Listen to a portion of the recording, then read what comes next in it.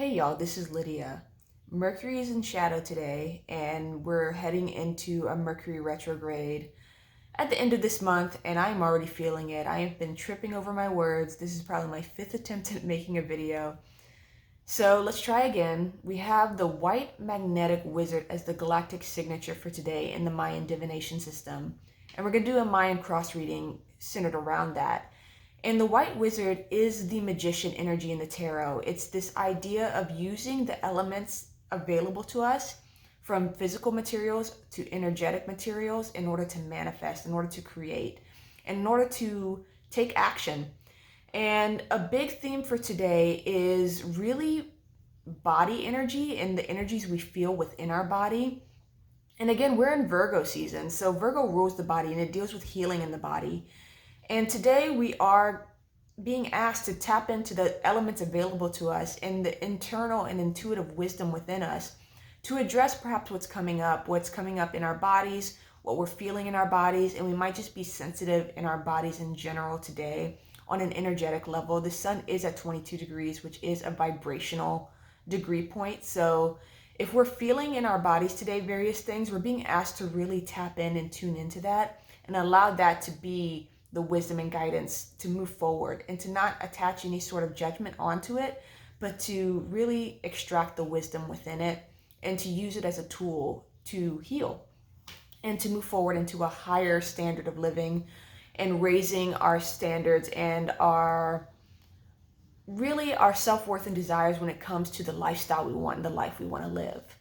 So for our conscious self today, we have the storm, which is funny because the storm is an Aquarian energy. It is that 22 vibrational energy of really sussing things up and dredging things up to the surface, to our consciousness, to our awareness, in order for us to address. And 22 days in general, step 22 days can be chaotic, especially if we've been ignoring or we haven't been paying attention to warning signs or we've been lingering in stagnation. The storm will not let us linger anymore. It's really going to make us and sort of jackhammer us out of stagnation into clearing, into purging, into purification energy. And our subconscious self for today is the ring, dealing with sacred cycles. And I'm in South Louisiana right now. So every August into September, we have hurricane season. And it's easy to sort of demonize hurricanes as being highly destructive and devastating. But from a natural perspective, from a nature perspective, hurricanes purge. They clear out the land. They actually provide new habitation for whatever animals are native to this region. And it's part of a natural cycle. And what I'm getting from the ring here is natural sacred cycles. And going back to the galactic signature for today and that magnetic tone of unity, of beginning and endings, and the paradox of the beginning being within the end and the end being within the beginning, it's constant. It's this ever-flowing energy that never really has a stopping point or a going point. It's a natural flow. So if we are in stagnation and we are not in a natural flow and we're sort of hanging out in old energies or old patterns, the 22 sort of energy today is really going to break us out of that. And what's guiding us through that is the thread of meaning, the thread of our truths, and the thread of our own internal wisdom of really trusting what's the chaos that we may be experiencing in our lives or the shifts we may be experiencing in our lives, seeing that inherent wisdom within it as getting us to a better place, which is that thread, which can be a stabilizing force for us, a sort of tethering energy of, yes, there's a lot of shifts happening, there's a lot of chaos happening in the world, there's a lot of crumbling happening in our exterior reality on a collective level. But if we tap into our inner wisdom, if we tap into the thread of we are crumbling so that we can rebuild, or we are moving through these sacred cycles of purging so that fresh new energy can come in by breaking us out of old energy and old patterns, that thread of meaning will keep us stabilized so that we can move through in more grace and in more beauty.